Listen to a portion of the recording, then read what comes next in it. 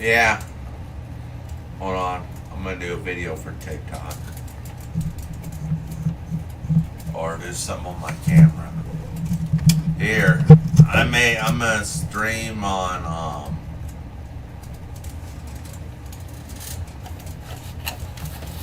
Odyssey with my phone.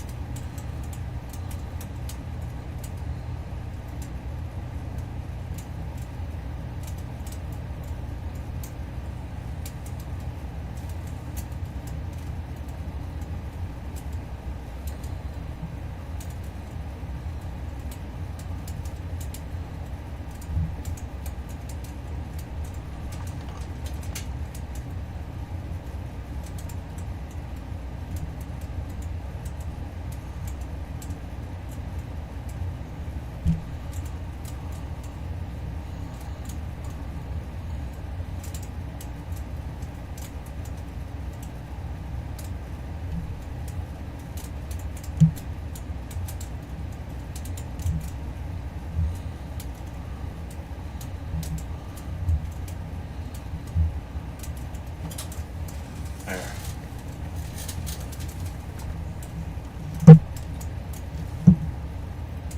Instead, I'm gonna stream on Instagram.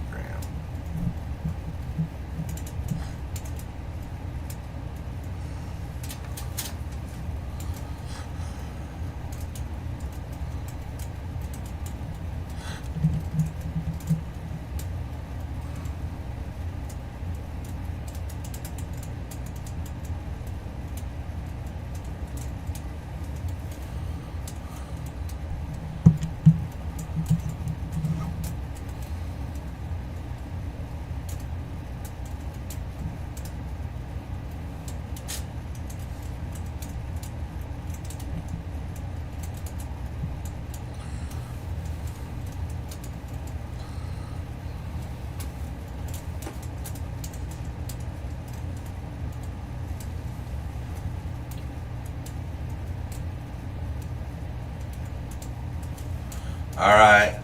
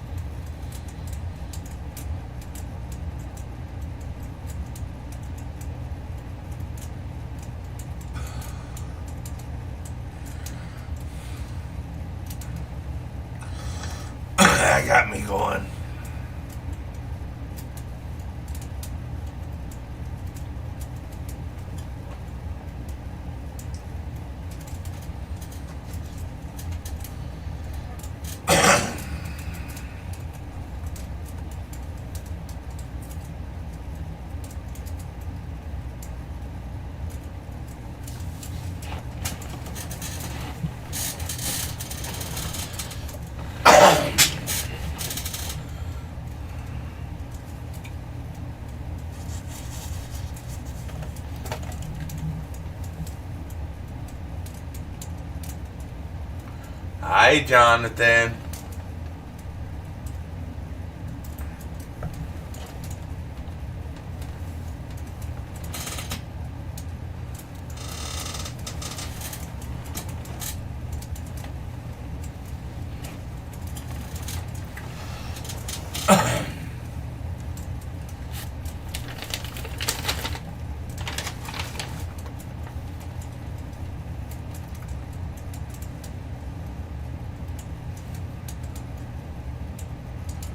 Happy birthday, Chucky.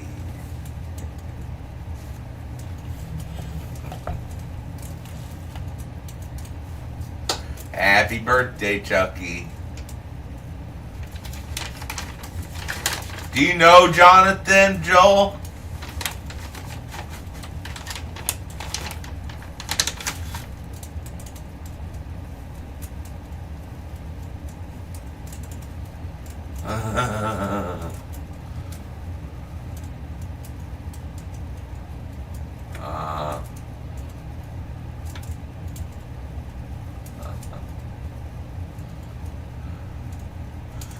That's another one out there calling me daddy.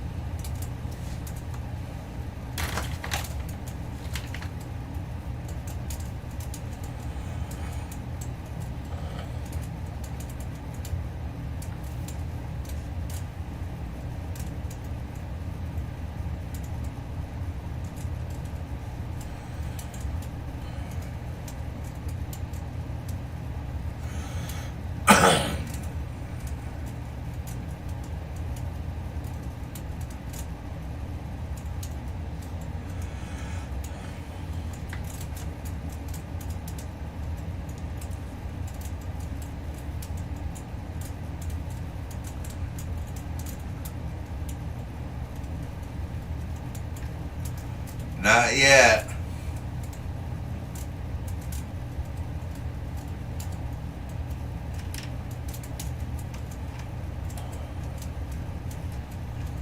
He's coming tomorrow, but I'll have to log off around 5 a.m. my time because that grumpy nurse comes in and I'll fall asleep around 5 or 6 or 7 and start pulling night shifts so I can stream for the night team on for the shit for the people in the fusion shop. I know. Well, Joel,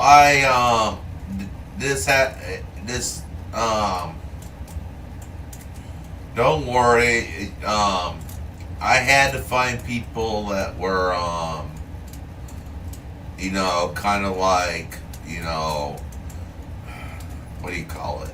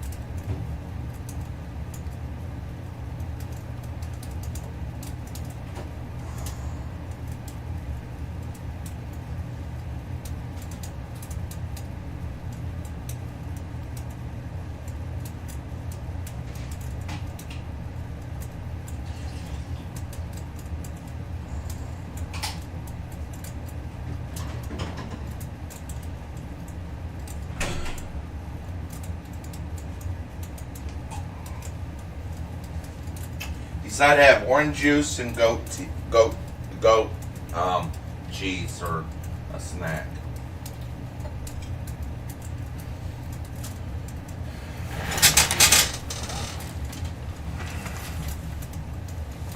No, we're not done.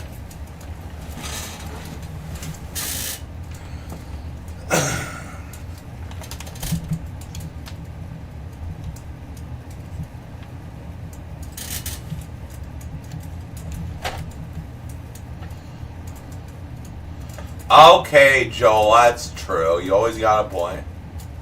Alright, I'll mod you. If you make you happy, send dirty messages. I'll mod you. Here at the on YouTube.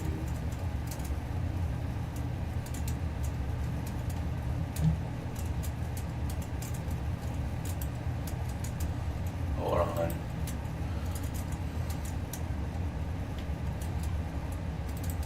And I'll mod you. I'm getting ready to mod you now.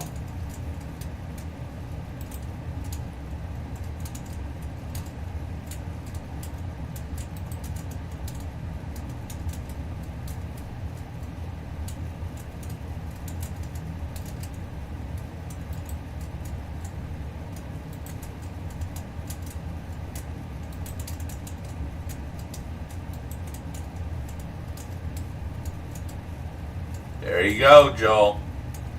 You got your moderator shit back.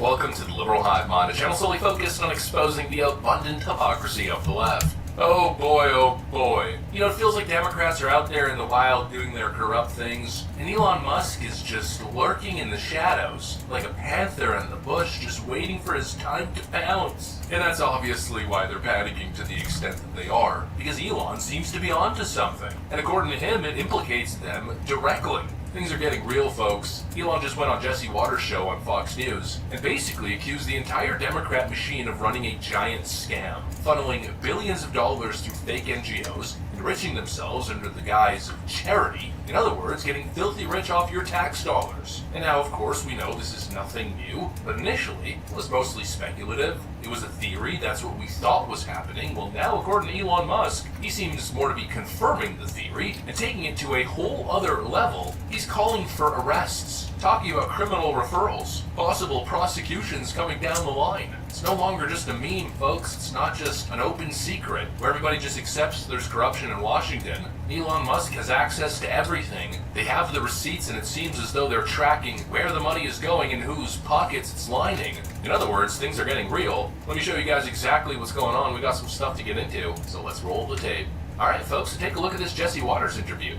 You said the other day uncovered some evidence that there was massive Social Security fraud and that arrests were imminent. Yes. What can you tell us about that? And what can you tell us about what you've seen politicians do to make massive amounts of money off of the federal government, like Nancy Pelosi?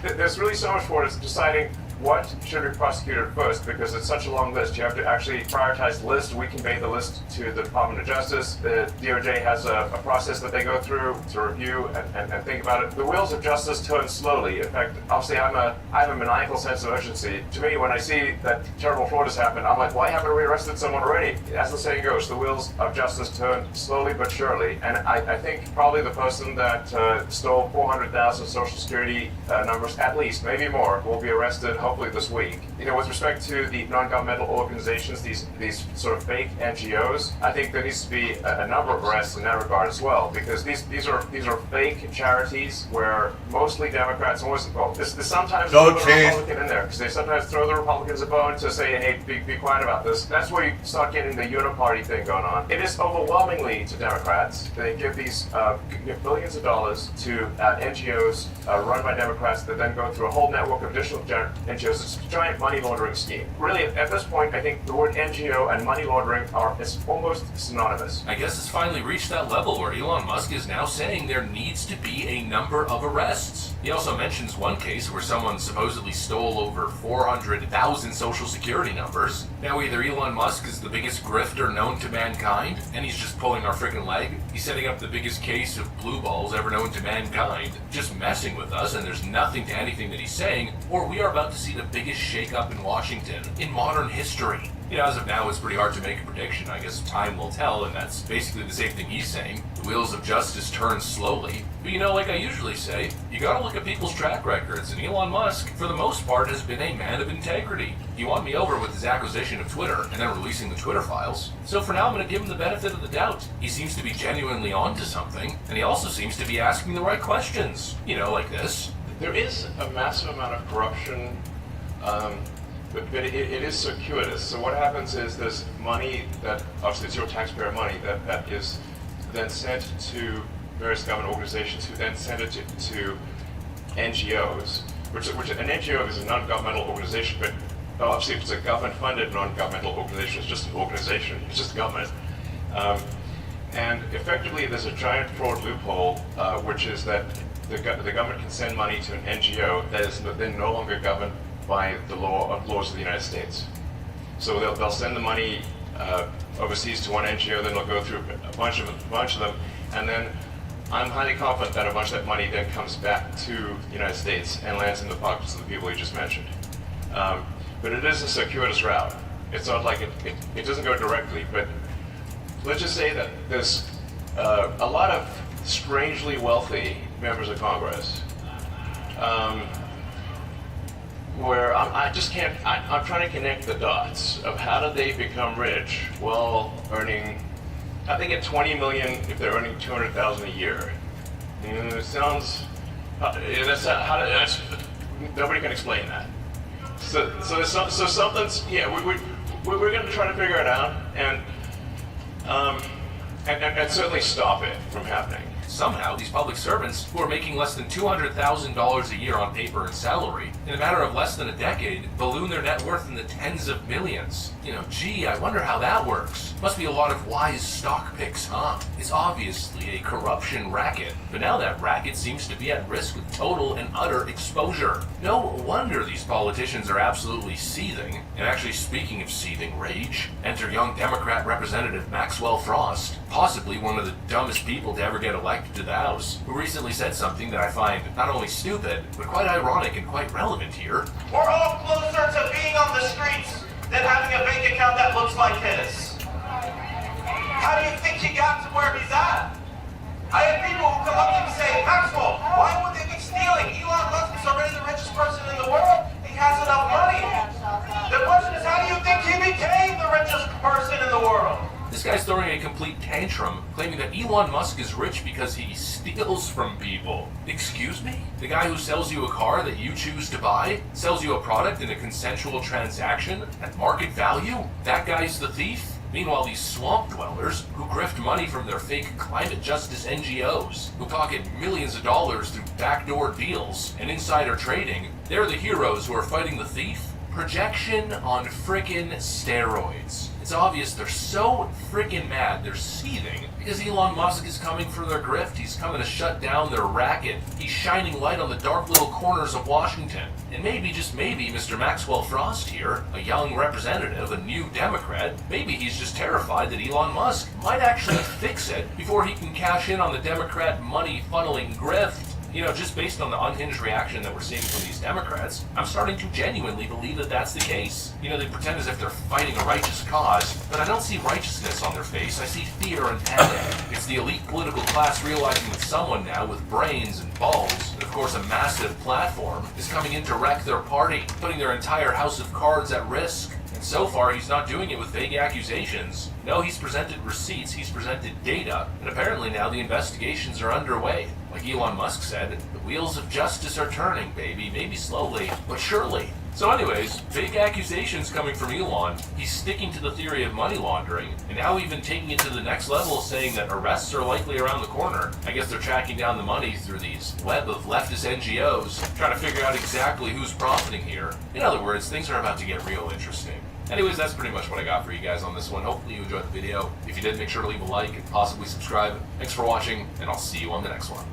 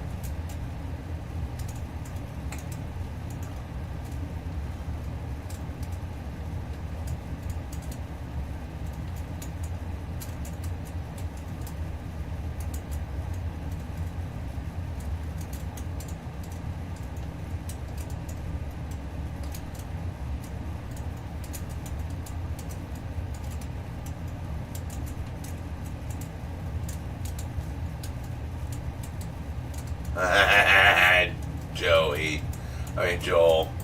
Is that Joey on my mind? Because someone here, I think Joey Lyrics, and just saying, Joel. I miss him. He was funny. He really understood me. Yeah, I might go. Jeez.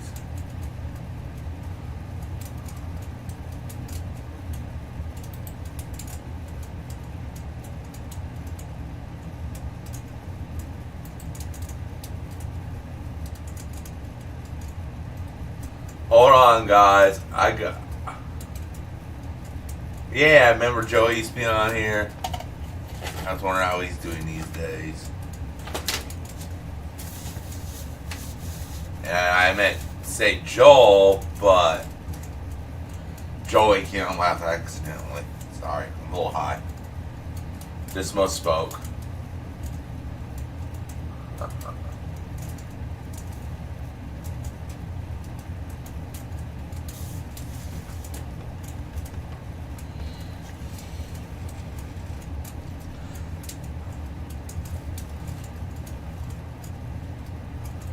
I don't know. We'll find out eventually.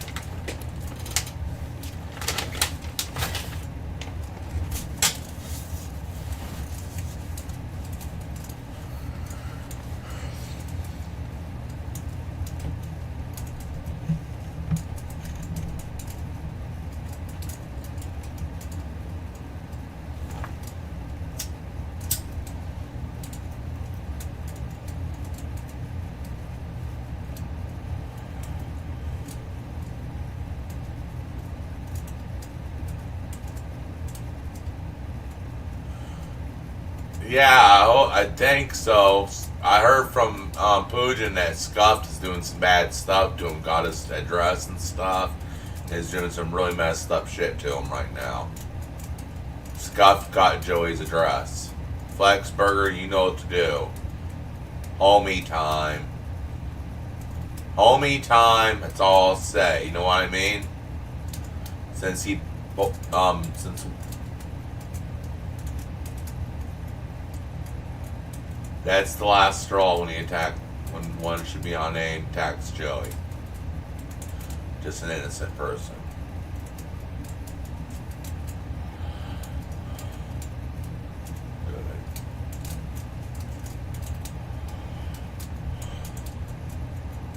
If they're, cool.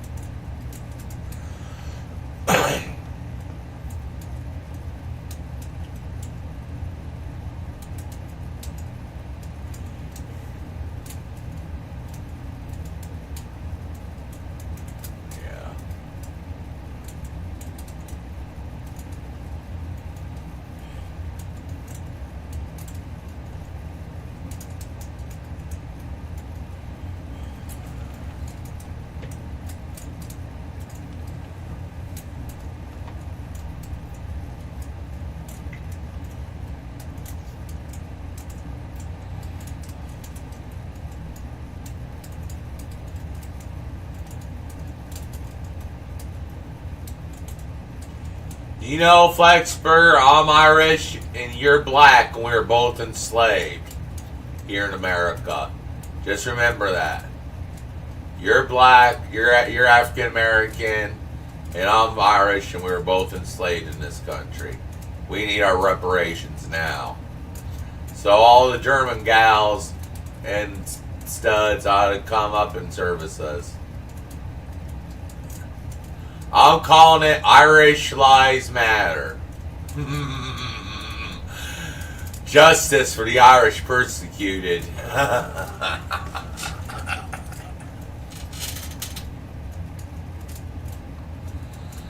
ILM, yeah.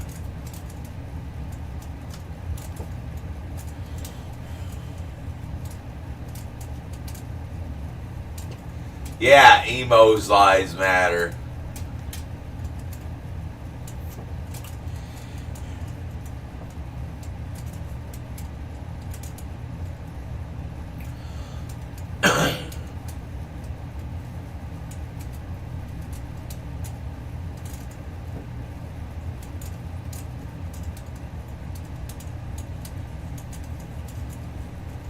I'll see if I have any sales in my store so far. I haven't been on there in a long time.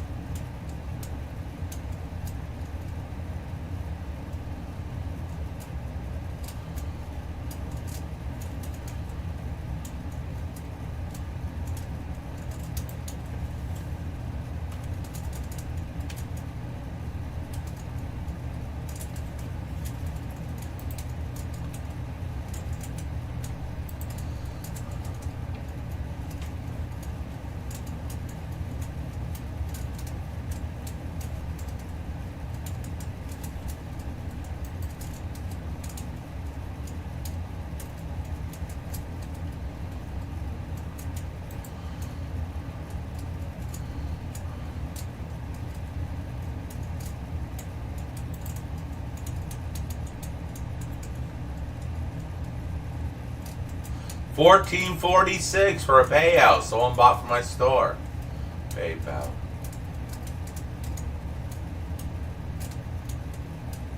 All right, I'm reducing prices in my store. Here's my Teespring. I'm gonna go and reduce prices real quick and get my Teespring address.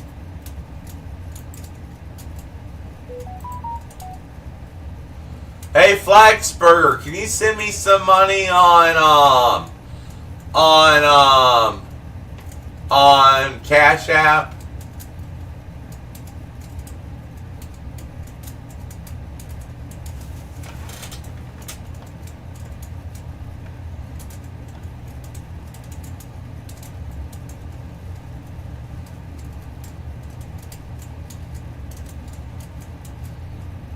Yo guys, who's in greener?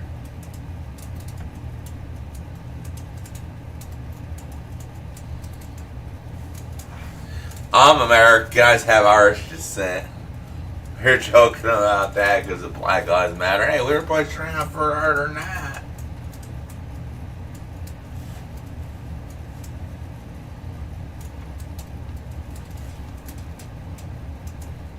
I know. I've been seeing off TikTok and stuff. I get sidetracked. I'm kind of stoned right now.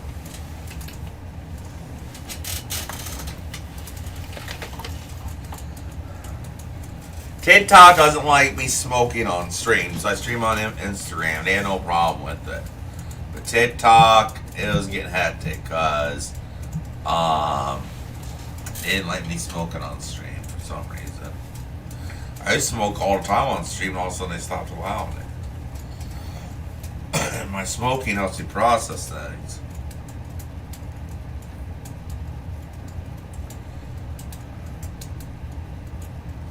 There's my Pope Francis in the background. Down my bed. Check that out.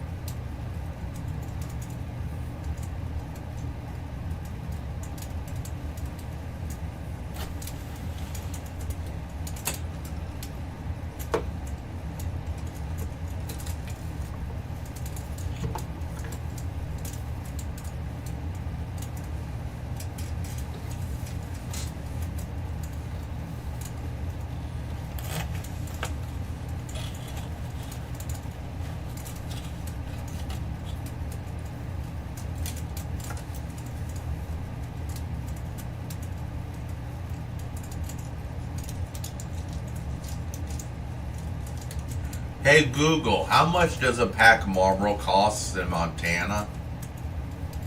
Sorry, I didn't understand, but I found something else. Do you want to know, is it cheaper to buy cigarettes by the pack or by the carton? Yes.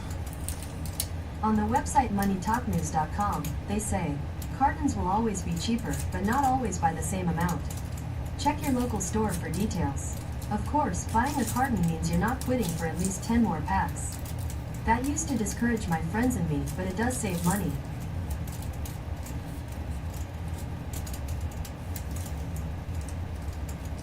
Wait.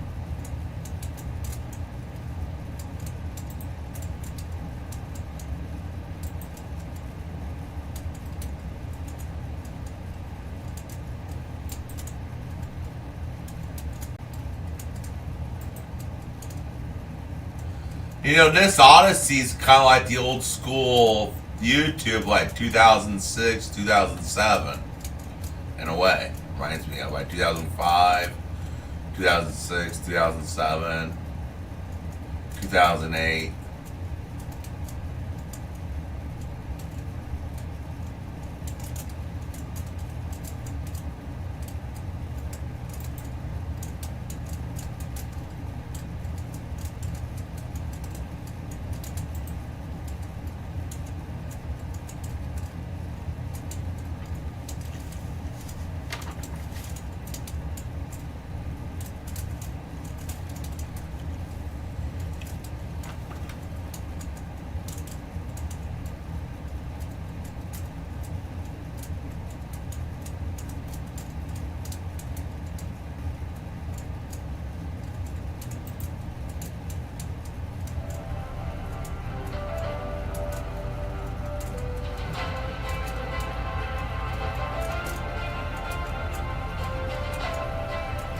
I tried. No. I know.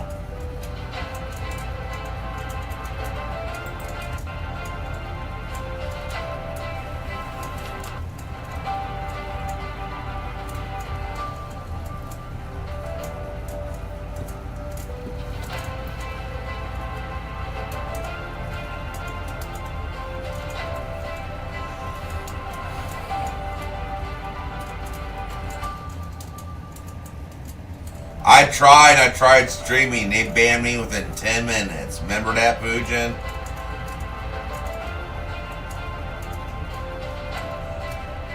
I streamed, they banned me within 10 minutes. It's like someone alerted them I was on camera.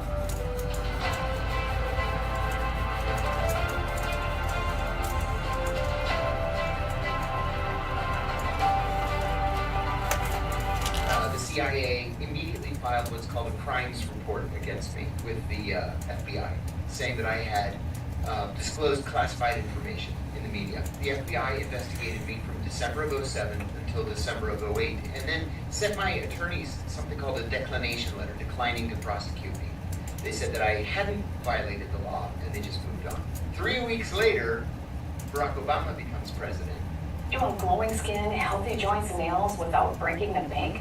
Meet Native Path Collagen. It's a secret to your best self. Packed with grass-fed, hydrolyzed collagen peptides, Native Path works from the inside to boost your skin's elasticity, strengthen your hair, and keep your joints feeling great for all your adventures. It's really easy to build into your routine. You just mix it into your coffee, your smoothie, or water. You can even bake with it. It blends easily into anything. It's clean, non-GMO. It's even third-party tested to make sure there isn't any heavy metals or any other weird stuff in it. How clean is it? The label literally only has one ingredient, and that's a collagen. That means no fillers either, just pure, powerful collagen to help you look and feel amazing. If you need proof, Native Path has over 8,954 five-star reviews.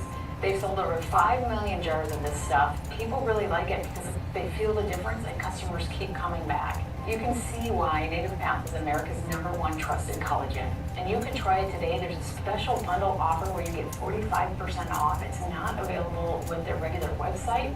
You can go to lovenativepath.com/Sarah and save 45%. That's lovenativepath.com.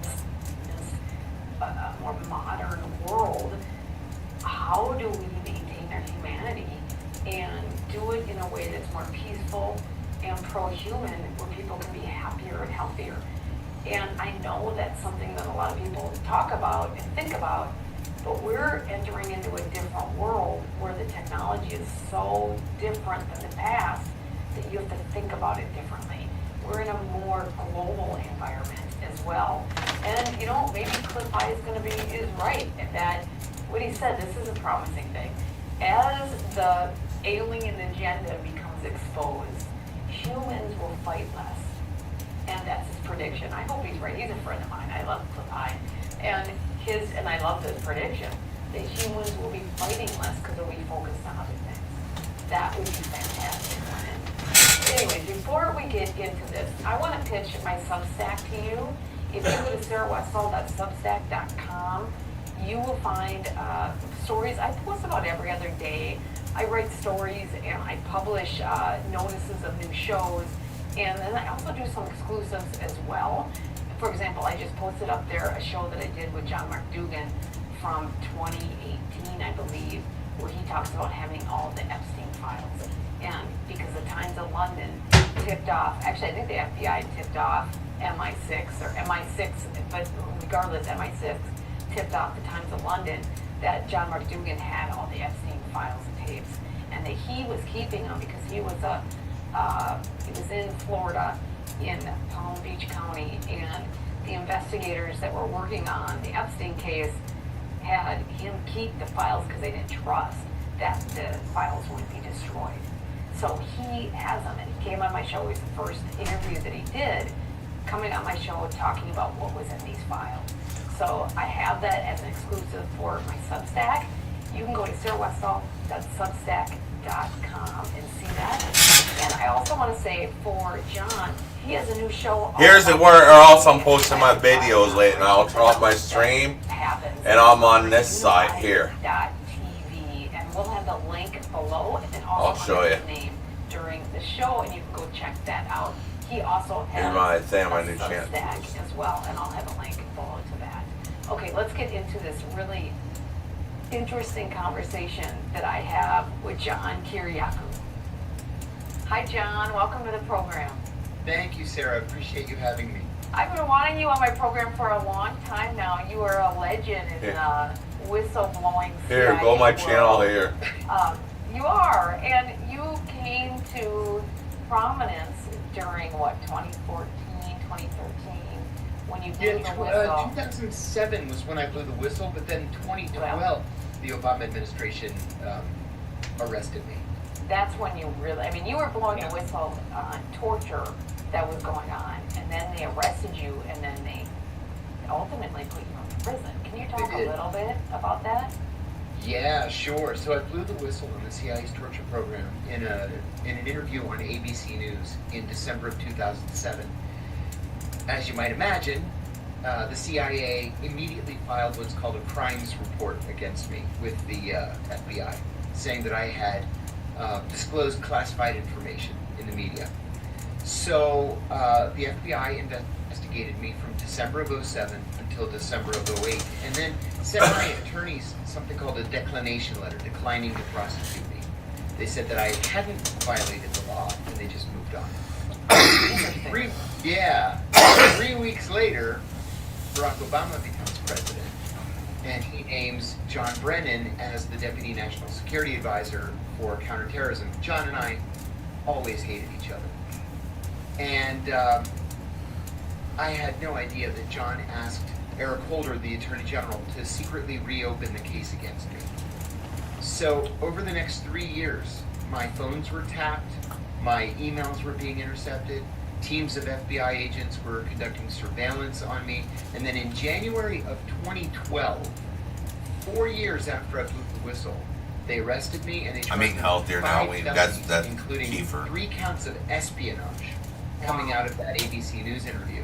Yeah, I hadn't committed espionage, and they dropped the charges eventually. But what happened was, and we got this in Discovery, Brennan wrote a letter to Holder and said, charge him with espionage. And Holder wrote back and said, my people don't think he committed espionage. And then Brennan wrote back to Holder and said, charge him anyway and make him defend himself. Oh, geez. So they did. And then they waited until I went bankrupt from attorney's fees, and then they dropped the charges. That's what they do. They bankrupt people. But And they do. what a waste! But what a waste of resources to watch you for 3 years. Oh, it cost millions of dollars. We did a FOIA request during the course of the trial, asking what it cost to prosecute me, and it was over $6 million. And it's like, was that really an appropriate use of the taxpayers' money? Is society safer and better off because you spent $6 million to put me in a low-security prison for 23 months? Really? Or was that just revenge? And It was revenge. Yeah. It was obvious. Now, but what was weird is that there were leaks all over the place saying that torture was going on, and they just decided to nail you. You know, nobody brings that up, but you are exactly right. One of the reasons why the FBI elected to not refer me for prosecution in 2008 was that Amnesty International had already written a report saying the CIA was torturing its prisoners. Keeper. Human Rights Watch had written a report saying the CIA was torturing its prisoners. Yep. And the International Committee of the Red Cross issued a report saying that the CIA was torturing its prisoners. So then John comes out and says, CIA is torturing its prisoners. And they say, oh my God, top secret leak. We have to charge him with espionage. And their first offer to me, I ended up with 23 months. Their first offer was 45 years. Wow. And one of the assistant U.S. attorneys said to me, oh boy, it was awful. She said, take the deal, Mr. Kiriakou, and you might live to meet your grandchildren. What awful is that? And that was just because they didn't like you. Mm-hmm. I mean, Yeah. that's it. Do you think, It all what do came you- from John Brennan, all of it. What do you think that reflects more of? I mean, you know, now that you can take a bird's eye view, you've been away from it for a while. What does that reflect about the agency? Oh, the agency should be considered to be a person, a living entity with feelings of anger and revenge. And you know, this isn't specific to a political party. This is a point that I tried to stress. It was George W. Bush that authorized the torture program and implemented the torture program, but George W. Bush didn't prosecute me. It was St. Barack Obama that prosecuted me and doubled down. Yep. You know, John Brennan was one of the fathers of the torture program, yet he was a Democrat and served a Democratic president. So, I don't know. Well, people I are always- still. To me, it's not a shock that people are still learning that the Democrats aren't what people think they are, right? I mean, like I've been. But how could so many people be fooled for such a long time? It's just a mystery to me. I don't know. They think all the bad stuff happens on the Republican side, and now they're waking up. People are waking up to it. I think they are waking up. It's easier to get away with doing bad things on a side or with a group who you don't think is going to do it. That's right. That's right. That's right. And you know, one of my attorneys, my lead attorney, said to me, someday you're going to get a pardon. It may not be with this president. It may not even be with the next president. But someday you're going to get a pardon. Well, I applied for a pardon at the very tail end of the Obama administration and didn't get it.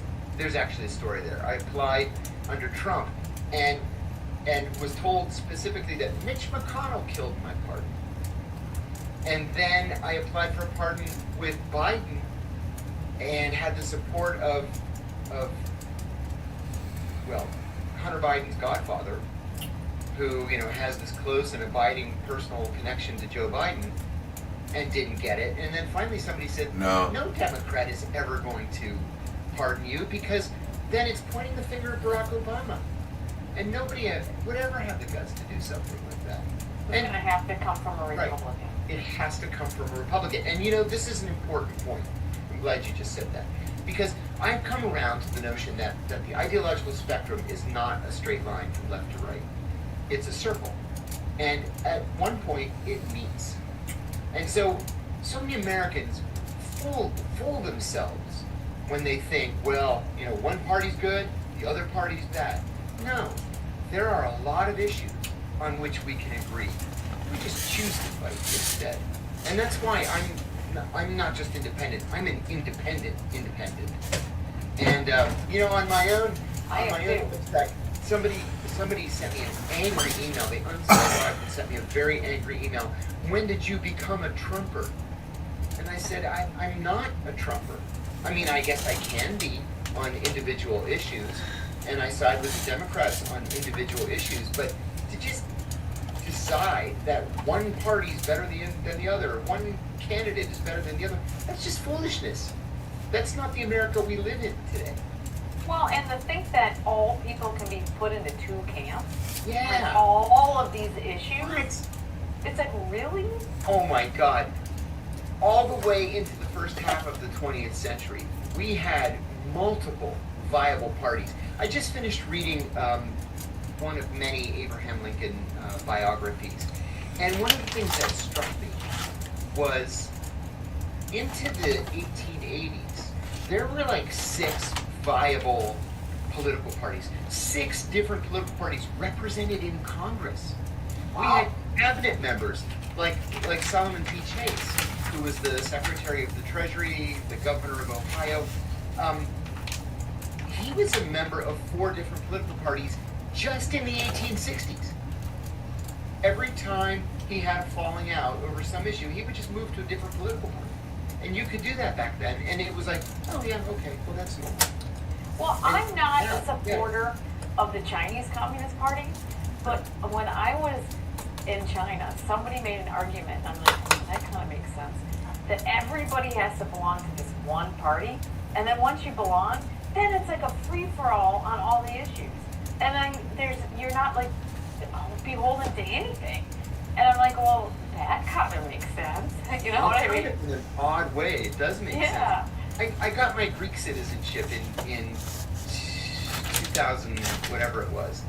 And in 2019, I decided to fly back to vote. And I voted in my grandfather's middle school. It was so much fun. And they have a very odd way of voting there. They give you a stack of 3x5 cards. And each card has the name and logo of a political party. And so you go into the voting booth, you pull out the one party that you want, and then you leave the voting booth, you put the card that you chose in a box and throw the others into a big trash bag. It's odd, as I said, but it works. Anyway, I went in there, like, what are these cards? I go in there, 36 different political parties, 6 communist parties, 2 fascist parties, a crazy Greek Orthodox extremist party, and then everybody else in between. It was the craziest thing. Well, and that's more reality, though, isn't it? It is. Yes, And it is. it's jumping around on different issues. Oh, and- yeah. Oh, yeah. And then 6 or 7 of them ended up getting parliamentary representation. What they do is whatever party comes in first gets an extra 50 seats.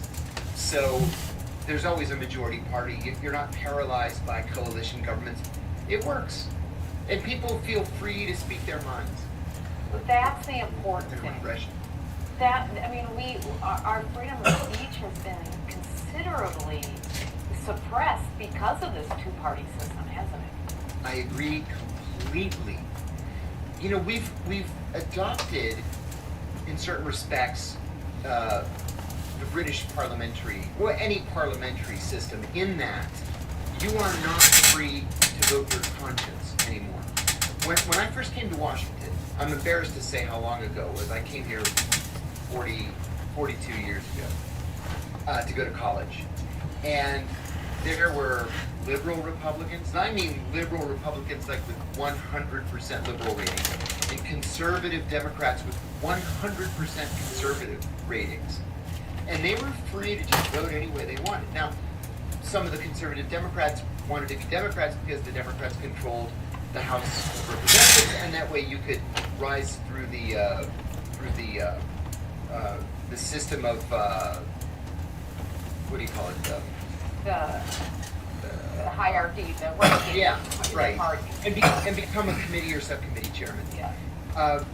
And the liberals were generally these kind of old Yankee families from New England. They had been liberals for 150 years, and no sense in changing now.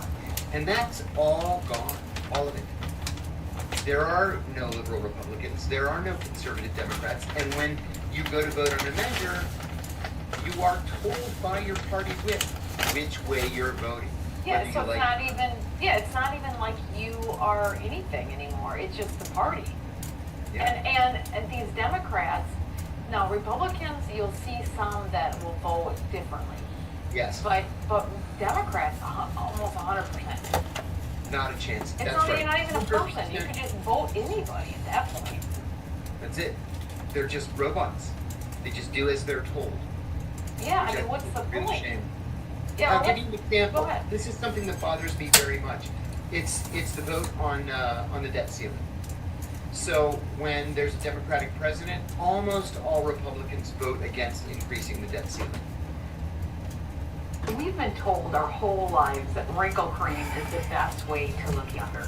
But according to Dr. John Lakey, the world-renowned Beverly Hills beauty expert, most Appropriations Committee votes for an appropriation, and then the Oversight Committee authorizes the State Department to spend the money. He said, we haven't passed an authorization bill in 5 years. And I said, how does the State Department run? how And do he they? said, well, it's all theater. It's incredible that this is, I've also heard that the polarizing figures in the different parties, that the opposite party wants them there because that helps them raise money. That's right. And so That's they right. won't Right. fight really hard. That's right. Like Thomas Massey. The Democrats love Thomas Massey.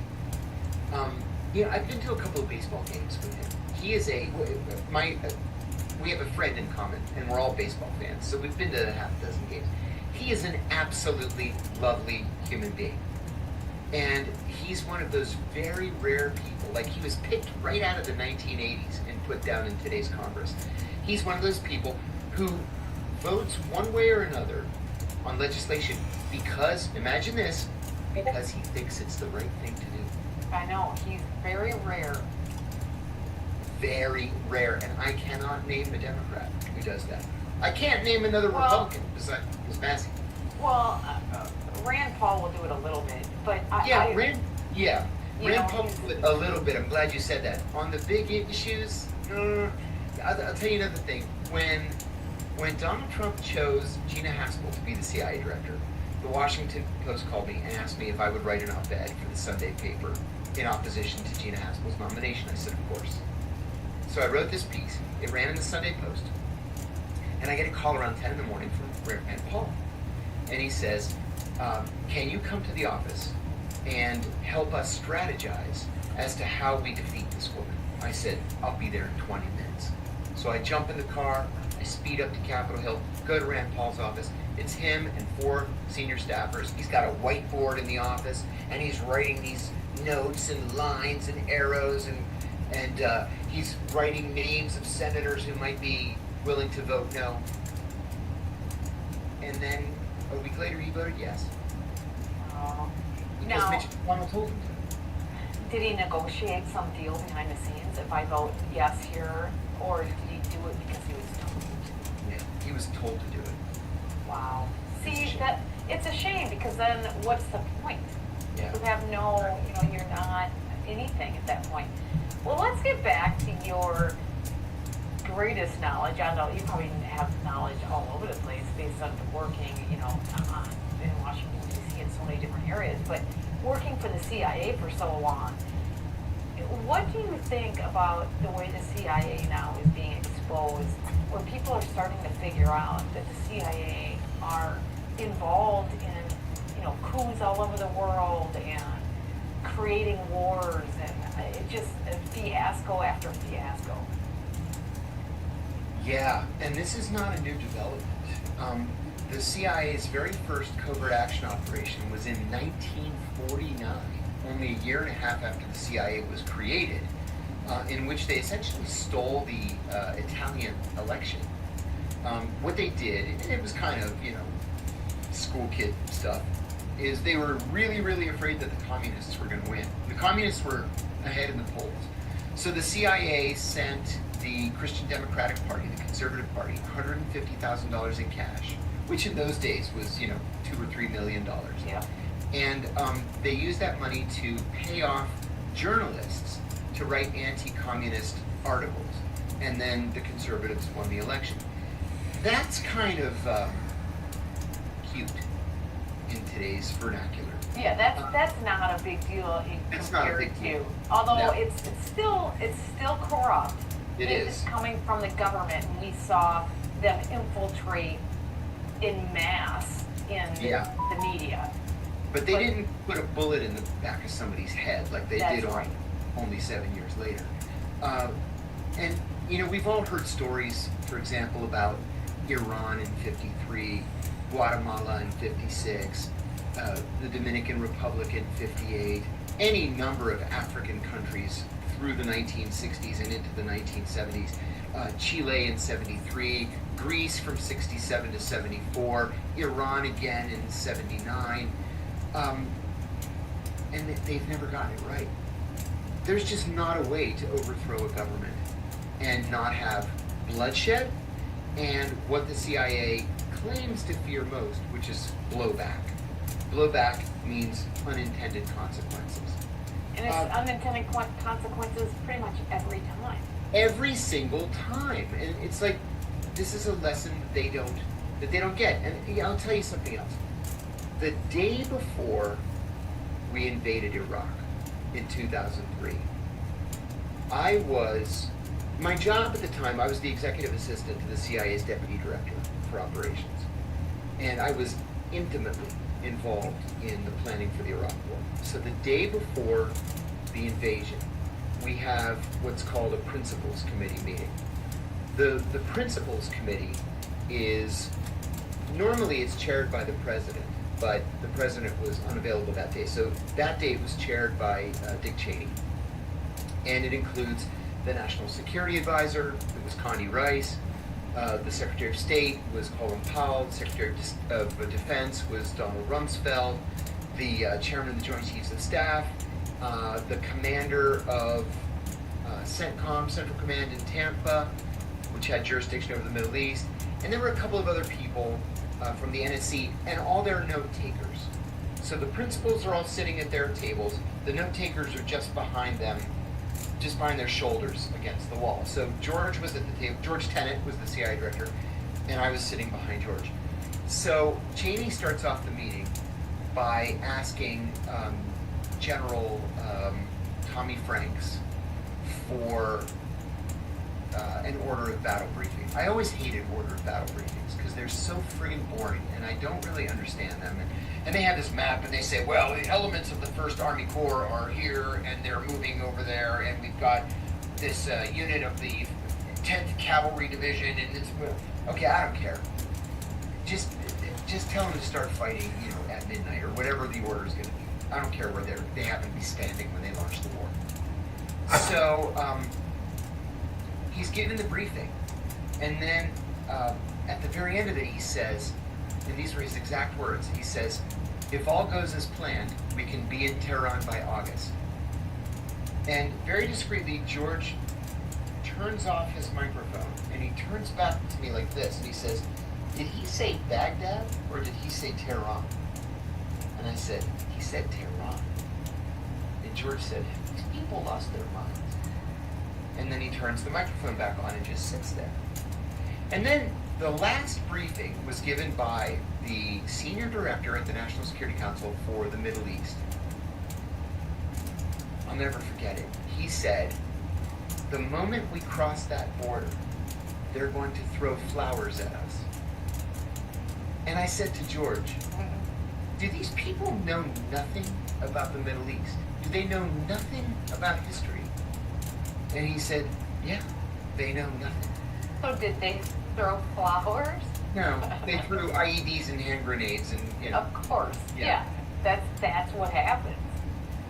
That's incredible. Now, what do you think about, well, I gotta ask you, how intertwined is USAID and some of these other NGOs with the CIA? Yeah, isn't that a sad story? John F. Kennedy, when he created USAID, along with the Peace Corps and Vista, I'm sure never fathomed that it would be essentially taken over by the CIA. Or, as Senator William Proxmire, a former senator from Wisconsin, said, the CIA's beachhead in the State Department. The CIA has been, for many years, all over USAID. In fact, in doing research for a piece I wrote a couple of weeks ago on USAID, I found a declassified memo, 2 memos as a matter of fact, they were identical, but Senator Ted Kennedy wrote to the CIA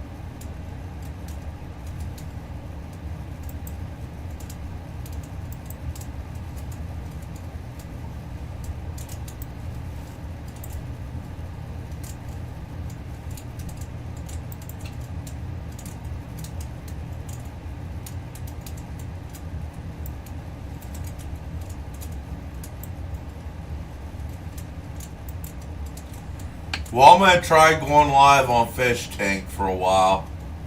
Here's my Fish Tank profile. Come follow me. Let's see if I got my channel. Here's my channel.